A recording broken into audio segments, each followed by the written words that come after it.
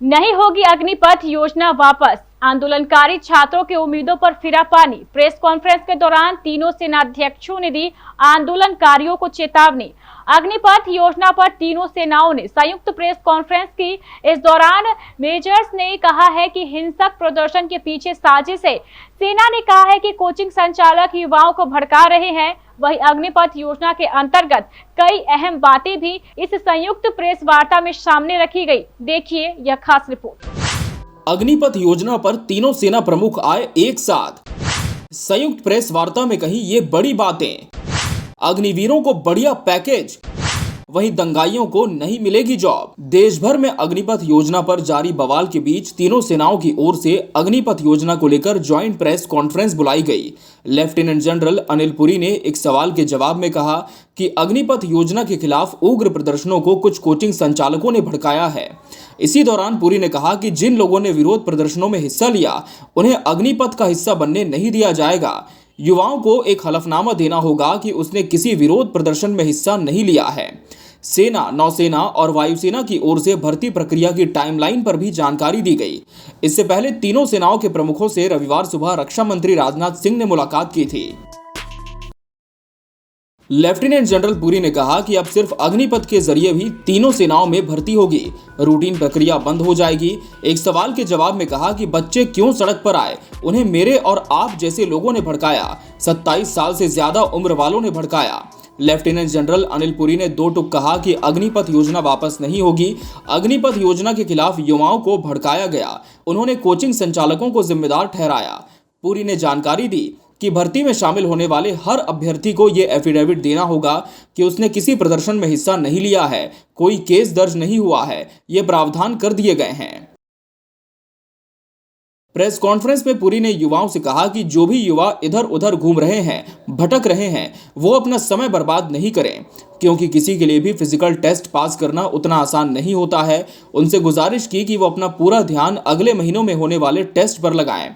नौसेना की तरफ से वाइस एडमिरल दिनेश त्रिपाठी ने कहा कि भर्ती प्रक्रिया पर ज्यादातर काम कर लिया गया है। एयरफोर्स की तरह हमारा रिक्रूटमेंट भी ऑनलाइन होता है। 21 नवंबर 2022 को पहला अग्निवीर चिल्का के बेसिक ट्रेनिंग सेंटर में रिपोर्ट करना शुरू कर देगा। भारतीय वायुसेना की तरफ से एयर मार्शल एसके झा ने बात रखी। उन्होंने बताया कि आईएएफ में 24 जून से भर्ती शुरू हो जाएगी। ऑनलाइन नोटिफिकेशन उस दिन जारी किया जाएगा। एक महीने बाद 24 जुलाई से फेज 1 एग्जाम की प्रक्रिया शुरू होगी। दिसंबर के अंत तक अग्निवीरों के पहले बैच को एनरोल कर लेंगे।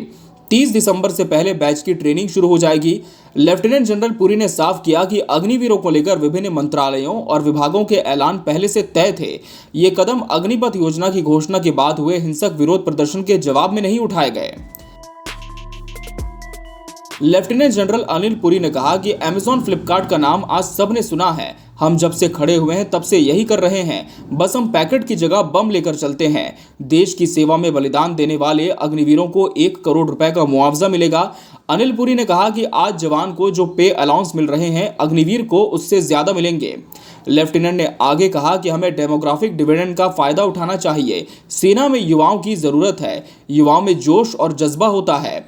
लेफ्टिनेंट जनरल अनिल पुरी ने बताया कि हर साल लगभग 17,600 लोग तीनों सेवाओं से समय से पहले सेवानिवृत्ति ले रहे हैं। किसी ने कभी उनसे ये पूछने की कोशिश नहीं की कि वे सेवानिवृत्ति के बाद क्या करेंगे।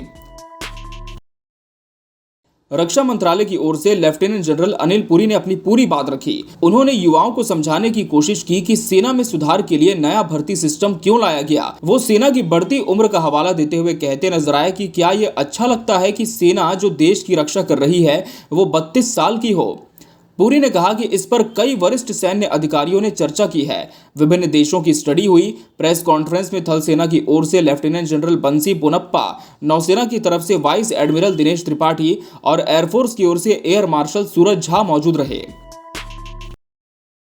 बहरहाल अब देश में इस योजना को लेकर स्थिति ऐसी हो गई है कि तीनों सेना प्रमुखों को एक साथ आकर इस पर अपनी बात रखनी पड़ी। इस संयुक्त प्रेस वार्ता से ये बात तो साफ हो गई कि ये योजना सरकार वापस नहीं लेगी, लेकिन सेना भर्ती के अभ्यर्थियों का बवाल क्या वापस होता है, ये देखने वाली बात होगी। Bureau report, KBC news.